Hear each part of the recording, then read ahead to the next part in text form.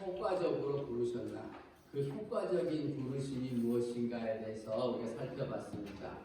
하나님이 부르시는 그 음성이 유효하도록 효과가 있으려면 우리가 죽은 자가 아니라 살아서 들을 수 있는 자가 되어야 된다라고 말씀하셨습니다. 그래서 우리를 하나님께서 구원하여서 이 모든 것 깨닫게 하시기 전에 먼저 우리의 죽은 영혼을 살려주셔서 우리가 들을 수 있는 존재가 되었던 것입니다. 우리가 믿고 나서 우리의 의로 살아난 게 아니라 먼저 살려주시고 이제 후에 그것을 듣게 하시고 깨닫게 하시는 그 과정이 구원입니다. 그래서 구원은 우리가 이루는 것이 아니라 철저하게 하나님께서 우리 인생에 찾아오셔서 처음부터 끝까지 이루어가는 것입니다. 그것을 그 과정을 굳이 설명하자면 구원의 순서다 해서 구원의 서정이다 이렇게 신학적인 용어로 말씀드립니다. 하나하나 살펴보고 있는데요. 오늘은 그 부분에 대해서 다른 부분인 우리를 의롭다 칭하시고 또 칭하실 뿐만 아니라 자녀 삼으셔서 포기하지 않으시고 하나님 나라에 이르실 때까지 우리를 성화시켜 주시는 거룩하게 주님 닮아가게 만들어 주시는 그 일에 대해서 우리가 살펴보겠습니다. 실제적으로 우리가 부르심을 통해서 받는 유익입니다. 32번째 질문입니다. 효과적으로 부르심을 받은 자들이 이 세상에서 누리는 혜택이 무엇입니까? 이렇게 말씀합니다. 질문은 제법 솔깃합니다. 이 세상에서 누리는 혜택도 있긴 있구나. 우리가 신앙생활을 하면서 하나님 나라를 바라보면서 하나님 나라에서 받을 것을 계획하고 꿈꾸고 산다고 하지만 그래도 당장 우리가 다음 달에 갈 것도 아니고 1, 2년 있다 갈 것도 아니고 많이 남은 우리 아이들 같은 경우는 100세 시대면 100년이 남았는데 이 땅에서 누리는 혜택 없이 하늘만 바라보고 살면 너무 지치지 않나 이런 생각이 들 쯤에 이 땅에서 누리는 혜택이 있다고 말씀합니다. 그에 대한 답변을 한번 살펴보겠습니다. 효과적으로 부르심을 받은 자들은 이 세상에서 의롭다 하시고 양자로 삼으심과 거룩하게 하심과 그리고 이 세상에서 그것들에 따라 생겨나는 여러 가지 혜택들을 누립니다. 답은 그렇게 만족스럽지 않죠. 이 세상에서 누리는 혜택들이라고 그랬는데 이거 애매한데요. 세상 사람들에게 이거 말해주려면 예를 들어서 야 너네 교회 다니면 뭐가 되냐 무슨 혜택이고 무슨 유익이 있냐 이렇게 물어보는 걸 말해줄 정도가 돼야 되는데 우리 의롭다 하시고 우리 먹고 하나님의 자녀 되고 거룩하게 하나님께서 계속 인도하시네 그러면 왜? 그게 뭔데 그게 무슨 유익인데 이렇게 물을 것도 같습니다. 그런데 우리가 바라는 게 아니라도 하나님께서 이 땅에 생각하시는 것이 그거라는 것을 우리가 알아야 될 것 같습니다. 물론 우리가 바라는 것은 교회 다니고 하나님 믿고 살아가면 몸도 건강해지고 마음도 평안을 얻고 또 어려운 돈 문제, 일확천금은 아닌데도 좀 여유롭게 살 수 있고 집안에서 벌어지는 막 이런 우환이나 사건 사고들도 좀 이제 끊어지고 좀 이랬으면 좋죠. 물론 그것은 하나님께서 주장하셔서 허락하시면 아무것도 아닌 것처럼 이루어지지만 정말로 우리에게 유익되는 것, 진짜로 우리에게 소중한 것은 아니라는 것입니다. 우리가 어쩌면 마귀에게 속아서 이 세상을 지배하는 마귀에게 속아서 자꾸 그런 것들이 더 중요한 것인 줄 우리가 그렇게 속고 살았던 것입니다. 그렇다면 이 땅에서 의의 옷을 입혀주시는 것, 그리고 하나님 자녀를 삼아주시는 것, 그리고 하나님 자녀답게 살아갈 수 있도록 포기하지 아니하시고 계속해서 만들어 가시는 그 성화를 통해서 얼마나 하나님의 사랑이 큰지 한번 살펴보겠습니다. 한번 예를 들어보겠습니다. 한 부부가 갓난 아이를 입양을 해서 집에 데려왔다고 한번 생각해 보겠습니다. 이 아이 데려와서 풍족하게 누리게 살게 해준다고 하면서 나는 가서 열심히 일하고 산후동무미한테만 맡겨놓고 그렇게 키워간다고 생각하면 어떻겠습니까? 건강하게 자라라고 맛있는 거 많이 사다 놓고 좋은 약도 사다 놓고 영양제 사다 놓고 아이 방이라고 해서 멋지게 꾸며주고 비싼 침대, 비싼 책상 그렇게 채워주고 좋은 선생님들 붙여줘서 어렸을 때부터 그렇게 교육시켜준다고 한번 생각해 보겠습니다. 그 삶, 그 아이에게 정말 유익이고 행복할까요? 그 아이를 향해서 자녀로 삼았는데 이 아이가 정말 바라고 원했던 삶이 그것이고 정말 그게 유익할까요?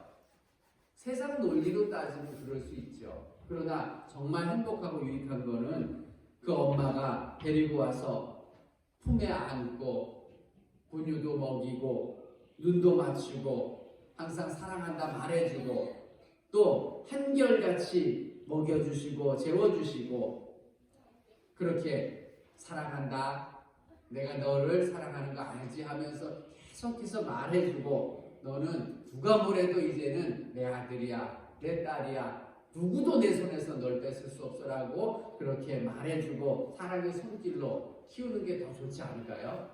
그 아이에게 그게 정말로 더 큰 혜택이고 행복일 것입니다.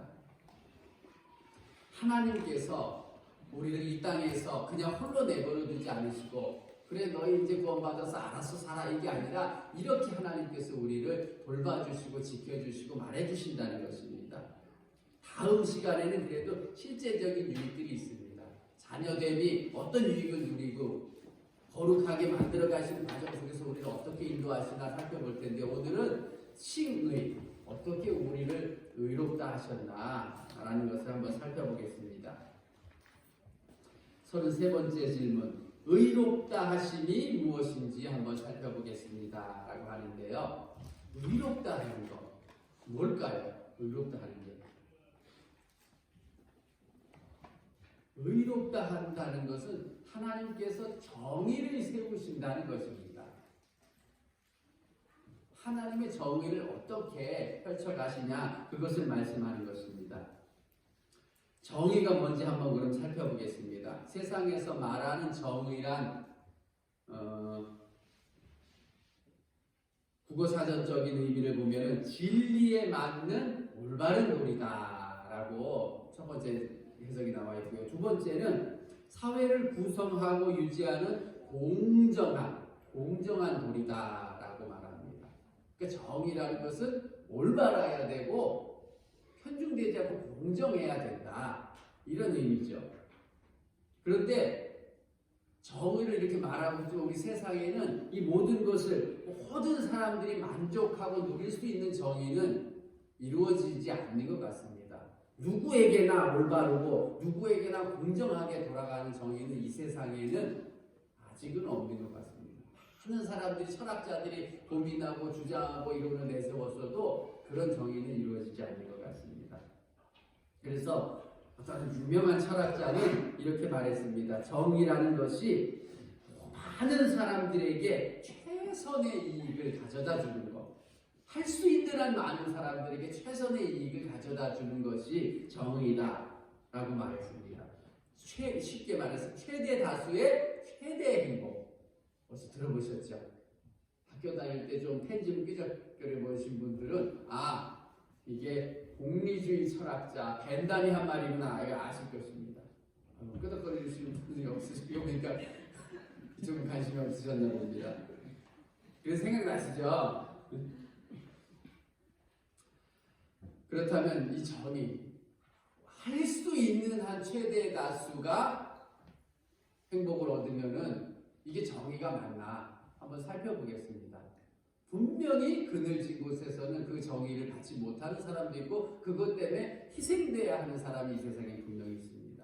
이들의 논리로 따지면 이런 것입니다. 우리가 여러분이 각자가 내가 기관사가 됐다고 한번 생각해 보겠습니다. 기차를 몰고 가는데 저 앞에 갑자기 한 5명이 기찻길에서 뭔가를 하고 있습니다. 큰일 났습니다. 어떻게 해야 됩니까? 기차는 갑자기 브레이크를 잡는다고 해서 차처럼 한 몇십 미터 가서 금방 쓰지 않습니다. 제가 그래서 그 KTX 호레일에 들어가서 이렇게 좀 조사도 해봤는데요. 새마을호 같은 경우는 한 130km 달리다가 갑자기 뭐 장애물이 나타나거나 쓰려면 750m의 제동거리가 걸린다고 합니다. 그런데 KTX는 더 심합니다. 갑자기 못 쓴답니다. 제동 시간도 한 1분은 걸려야 되고 제동 거리가 총 한 3km 나온다고 합니다. 그러니까 갑자기 쓸 수가 없는 겁니다. 그래서 기차는 안전벨트도 없습니다. 왜? 안전벨트 필요 없다고 합니다. 사고가 나도 그 중량이 어마어마하게 무겁기 때문에 어디에 부딪혀서 그 충격이 완화될 필요가 없어서 안전벨트도 만들지 않는다고 합니다. 그리고 이 기차를 여러분들이 몰고 가는데 5명이 나타났습니다. 어떻게 합니까? 그런데 한 옆길이 생겼습니다. 기차가 갑자기 틀 수도 없지만 틀 수 있는 옆길이 생겨서 그러면 그렇게 살릴 수 있는 길이 생겼는데 그거 보니까 그 길에는 어떤 한 사람이 일을 하고 있습니다. 또 이쪽에는 5사람이 있고 이쪽에는 한 사람이 있습니다. 뭘 택하시겠습니까? 싫어하는 사람이 5명 중에 있으면 그쪽 택하시겠습니까? 보통 사람들은 5대1이니까 그래도 한 사람을 희생해서 5명을 살려야 되는 것 아니냐 이렇게 생각을 합니다. 이게 공리주의입니다. 세상이 그런 식으로 돌아가고 있죠, 지금도. 그러면 한번 상황을 바꿔보겠습니다. 여기서 누군가가 달려오는 기차에 몸을 던져서 멈추게 할 수 있다고 한번 해보겠습니다. 그러면 여러분은 몸을 던져서 그 기차를 멈추실 수 있겠습니까? 사람이 지금 죽을 위기에 처해 있는데. 아니면 다른 사람이라도 밀어서 그 사람들 살려야겠습니까? 그러면 그냥 내버려둬서 다 죽게 해야겠습니까? 힘드시죠? 내가 바퀴 밑으로 들어가고 싶어도 무섭고 왜 내가 해야 되나는 생각도 들고 다른 사람을 밀어서 그 기차를 세우자니 사람을 살리자는 그 공리가 세워져도 왠지 양심에 걸리고 그렇다고 내버려 두셔서 다 죽자니 바보 같은 짓 같기도 하고 참 애매하죠.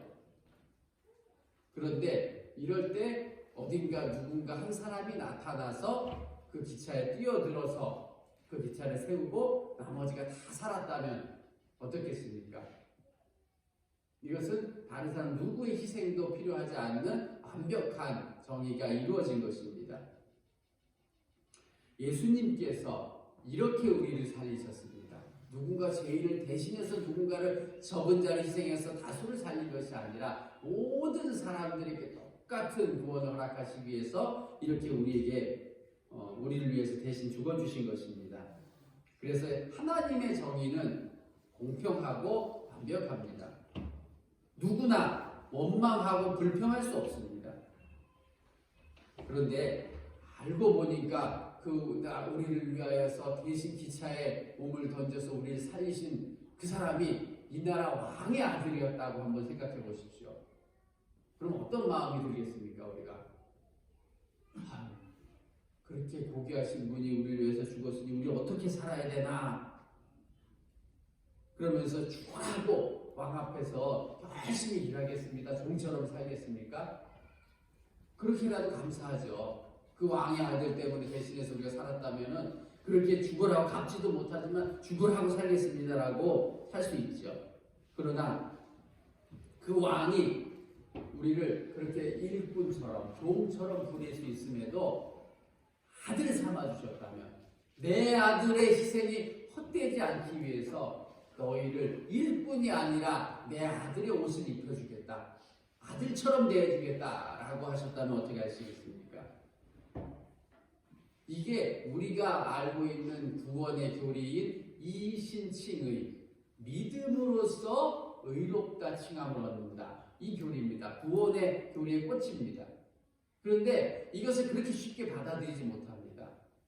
왜냐하면 우리나라 사람들이고 다 보통 사람들이 공짜를 바라기는 바라지만 실제 나에게 공짜가 다가오면 이거 함정이 있는 거 아닌가?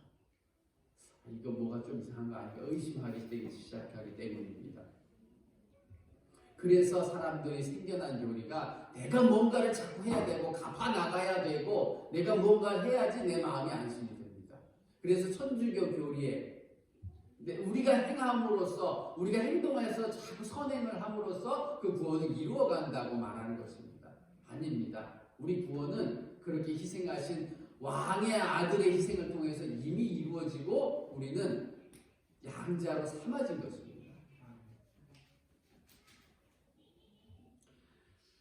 이 교리를 위해서 종교개혁이 시작된 겁니다.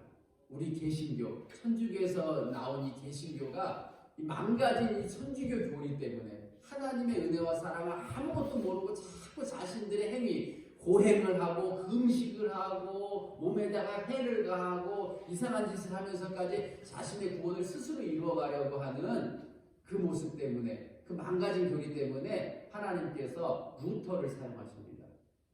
루터는 들어보셨죠? 영화도 나왔으니까. 이 루터가 처음에는 신부님이었습니다. 그분도. 어떻게 살아왔냐면 이 로마 카톨릭 천주교가 그 당시 지금 천주교보다 500여 년 전에 그 중세교회 천주교는 아주 망가질 대로 망가졌습니다. 정말 성경도 볼 수 있는 사람이 없었습니다. 라틴어로 된 성경, 그 성경을 봤는데요. 뭐 일반 성도님들은 라틴어 성경이니까 이탈리아 사람이 아니면 읽지도 못합니다. 번역도 안 해놔서. 라틴어 발음이 더 멋있거든요. 그러니까 멋있게 읊으면서 이렇게 전했는데 사실 알고 보면 그 성직자들 중에서도 라틴어를 제대로 배우지 않고 그 나라 사람이 아니면 성경을 제대로 볼 수도 없었습니다. 그렇게 까막눈의 시대가 되니 성경이 뭘 말하고 있는지도 몰랐고 성경에서 말하는 게 뭔지 중요하게 생각지도 않아서 자기들의 소견에 오른 대로 구원의 교리도 만들어간 겁니다. 사람의 뜻대로 뭐가 행착한 일을 하고 열심히 일해서 구원받고 그래야 하나님이 기뻐하시는 것처럼 그렇게 해서 교황의 권위를 앞세워서 수만 가지를 만들어냈습니다. 교황의 지시를 따라서 로마 교황청에서 내린 하달된 것들이 성경보다 더 높은 권위를 가지고 있었습니다.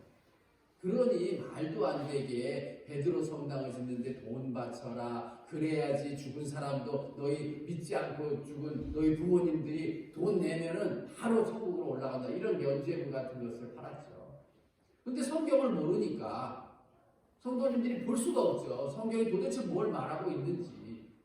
그래서 종교개혁을 시작하면서 루터가 독일어로 성경을 번역하기 시작한 겁니다. 그 루터가 처음부터 그럴 일을 한 것은 아닙니다. 이 사람도 날마다 고민하면서 구원 받으려면 어떻게 해야 되냐, 내 모습을 보면 만족스럽지 않은데 어떻게 해야 되냐 고민하면서 살았죠. 그러다가 하루는 친구와 함께 말을 타고 가는데 큰 일을 겪게 됩니다. 진짜 날벼락을 맞았습니다. 벼락을 맞아서 그 자리에서 같이 말을 타고 가다 친구는 벼락 맞아 죽고 자신은 말에서 떨어져서 살았습니다. 그 일을 겪고 나니까 더 무서워졌죠. 야, 이러다 갑자기 죽어서 내가 천국에 가지 못하면 어떻게 할까? 그것 때문에 신부님이 되기로 결정을 합니다. 그렇게 이제 성직자가 돼서 살아갑니다. 더 열심히 노력하고 기도하고 금식을 밥 먹듯 하고 또 그 사람들 잘 아는 고해성사 날마다 자기 죄가 생각나서 동료 신부에게 찾아가서 이런 죄가 있으니 어떻게 해야 되나 날마다 그랬습니다. 고해를 받는 신부가 귀찮고 힘들 정도로 했다고 합니다. 그런데 그렇게 살아도 마음의 평안이 있기는커녕 점점 더 불안해졌습니다.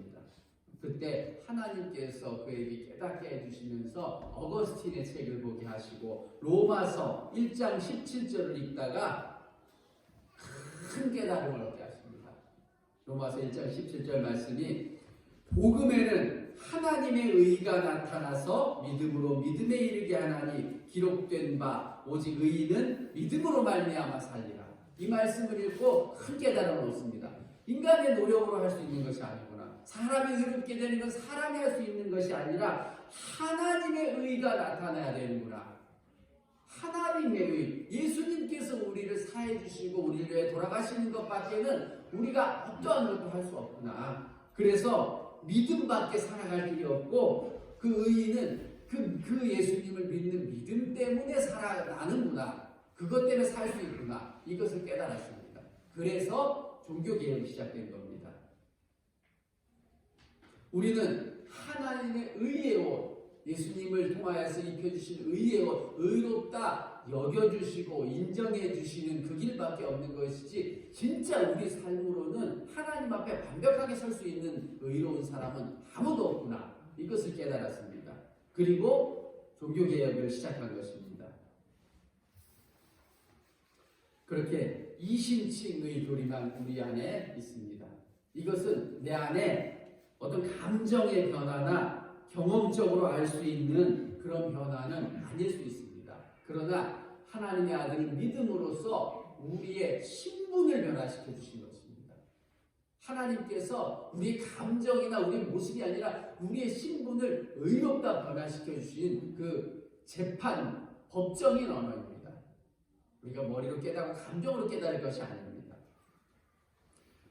내 안에는 아직도 의롭다고 하는데 자꾸 나쁜 생각도 들고 죄악된 일도 가끔 하고 변하는 것 같지도 않은데 어떡하나 라고 생각하는데, 그래도 우리 스스로는 제가 저를 봐도 어떨 때는 내가 목사가 맞나 이런 생각도 들고, 우리 안에 이런 모습이 하나님 기뻐하실까, 하나님 이제는 포기하시고 실망하시지 않을까, 이런 생각도 하게 됩니다. 그러나 그 모습을 보시지 않고 우리에게 입혀주시고 덧입으신 예수 그리스도의 옷을 통해서, 예수님을 통해서, 예수님의 죽음을 통해서 우리를 보시기 때문에 우리는 항상 하나님 앞에 의인이라는 것을 우리가 믿어야 합니다.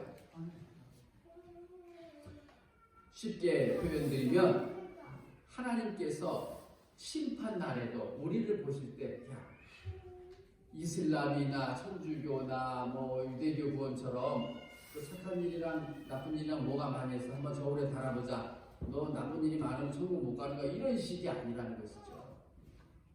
심판의 날 우리의 죄된 모습이 있지만 우리에게 입혀주신 그리스도의 의의 옷이 있는지 없는지, 그것을 보신다는 겁니다.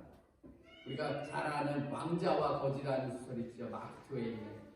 어떻습니까? 소설이지만 한날 한시에 태어났습니다. 한 사람은 왕자로 태어났고 한 사람은 거지로 태어났습니다.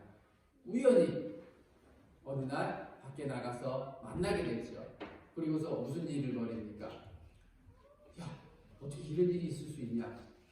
우리 한번 그럼 옷을 한번 바꿔 입고 다른 삶을 살아보자 해서, 거지는 왕자의 옷을 입고 왕자는 거지의 옷을 입고 그렇게 살아갑니다.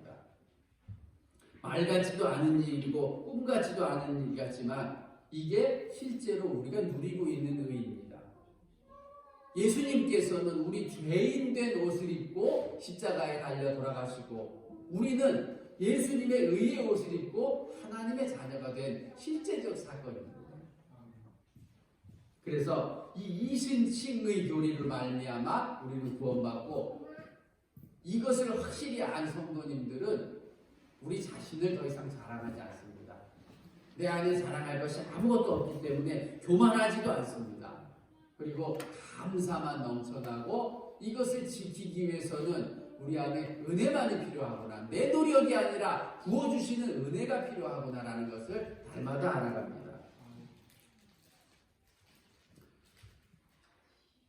이렇게 하나님과 우리는 의의 옷을 통해서 관계가 회복된 것이고 아들과 자녀가 되었습니다. 아직 우리 삶은 죄를 좀 더 좋아하고 또 가끔 때로 넘어질 수도 있습니다. 그래도 우리를 내치지 아니하시고 포기하지 아니하시고 실망하지 않으시는 이유는 우리를 보는 것이 아니라 예수님이라는 그 옷을 통하여서 우리를 바라보시기 때문입니다. 오늘 본문 말씀을 살펴보고 말씀을 마치겠습니다. 오늘 말씀은 택하신 이스라엘 백성의 구원을 위해서 하나님의 심판을 보여주신 그 예언입니다. 그 스가랴 선지자를 통해서 보여주시는 네 번째 환상인데요. 이 여호수아는 모세의 후계자 여호수아는 아닙니다. 대제사장 예수아 그 한 사람인데요. 어느 날 그 대제사장 여호수아가 하나님의 천사 앞에 서 있는 그 환상을 보게 하십니다. 대제사장은 이스라엘을 대표하는 사람이죠. 이스라엘의 죄를 안고 하나님께 나가는 사람이니까 이스라엘의 대표격입니다. 근데 그 오른쪽에 사탄이 서 있습니다. 사탄은 뭐 하는 사람일까요? 사실을 뭐 하는 사람이죠. 거짓의 왕이라고도 하지만 우리의 죄에 대해서는 하나님 앞에서 마치 검사가 재판장님께 기소를 하듯이 이 사람의 죄는 이겁니다 라고 말하는 사람입니다. 그럴 때 우리의 죄가 있을까요, 없을까요? 많죠. 하나님 앞에 서 있을 때도. 그렇게 성경을 보니까 여호수아가 마침 그 3절에 보면 더러운 옷을 입고 천사 앞에 서 있는 자라고 말합니다. 실제적으로 이스라엘 백성, 하나님의 백성들이 실제 모습은 깨끗하지 못하고 더럽습니다. 죄악이 묻어 있을 수 있습니다. 그렇게 그 일일이 조목조목 하나님 앞에 고발하는데 그 죄에 대해서 하나님께서 뭐라고 말씀하십니까? 오히려 사탄을 책망하십니다. 4절 말씀에 여호와께서 자기 앞에 선지자들에게 명령하사 이제 그 여호수아에게서 그 더러운 옷을 벗겨라. 그리고 내가 내 죄악을 제거하여 버렸으니 네게 아름다운 옷을 입히리라 라고 말씀합니다. 그렇게 우리에게 더러운 옷을 벗겨주시고 깨끗한 옷을 그 자리에서 입혀주십니다. 이것이 우리가 하나님 앞에 섰을 때 우리가 심판받을 모습이고 하나님의 재판의 모습입니다. 마땅히 사탄은 저거 보십시오. 얼마나 더럽습니까? 저들의 모습이 얼마나 추악합니까? 라고 말하지만 그 사탄을 책망하면서 저들이 입어야 할 옷은 내 아들의 옷이다. 알지 않느냐? 더 이상 대꾸하지 말아라. 이렇게 말씀하신다는 거죠. 뭐가 더 필요하냐? 그들을 위해서 내 아들이 십자가에서 그렇게 달려 죽었는데 그들을 위해서 희생하는데 뭐가 더 필요하냐라고 말씀하시면서 우리에게 아들의 옷을 입혀주시기 때문에 우리는 하나님 앞에 의롭다 인정받는 것입니다. 그렇기 때문에 예수님의 은혜와 사랑으로 구원받았다는 것 공짜 아닙니까? 너무 쉬운 것 아닙니까? 라고 말하지만 이 은혜를 아는 사람은 더 열심히 그 은혜 갚으려고 사는 것이 아니라 감사해서 살아갑니다. 오직 믿음으로만 살아가고 그 믿음 지키기 위해서는 은혜가 필요하기 때문에 오직 은혜로만 살아가고 오직 은혜는 예수님을 통해서만 오기 때문에 오직 예수를 부르짖고 살아갑니다. 그리고 그 삶은 오직 하나님께 영광을 돌리기 위해 살아갑니다. 이렇게 의롭다 해주시는 이신칭의 이 의롭다 해주시는 이 교리를 바르게 알아야 이 땅에서 당당하게 하나님 앞에 건강한 자녀로 살아갈 수 있습니다.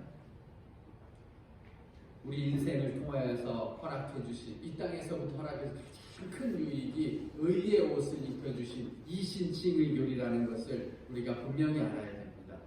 이렇게 하나님의 정의는 모든 사람 위하고 공정하고 완벽한 정의입니다. 모든 사람이 공평하게 은혜를 받고 공평하게 구원받고 구원받지 못한 사람도 원망할 수 없도록 그렇게 이루어주신 것이 하나님의 은혜이고 구원이고 사랑입니다. 이 사실 한시도 잊지 마시고 오직 믿음으로 살기를 꿈꾸시고 믿음으로 살기 위해서는 은혜만이 필요하다는 것 기억하시고 은혜는 오직 예수 그리스도로 말미암는다는 것 그리고 우리의 삶은 오직 하나님의 영광을 위해서 살아가야 된다는 것 기억하시고 또 기쁘고 즐겁게 당당하게 살아가시는 저와 우리 라오스 본교회 성도님들 다 되시기를 주님의 이름으로 축복합니다. 우리 지난주에도 불렀던 찬양이 있습니다. 이 찬양 부르시고 우리 잠깐 또 기도하며 결단하는 시간 가졌으면 좋겠습니다. 사람을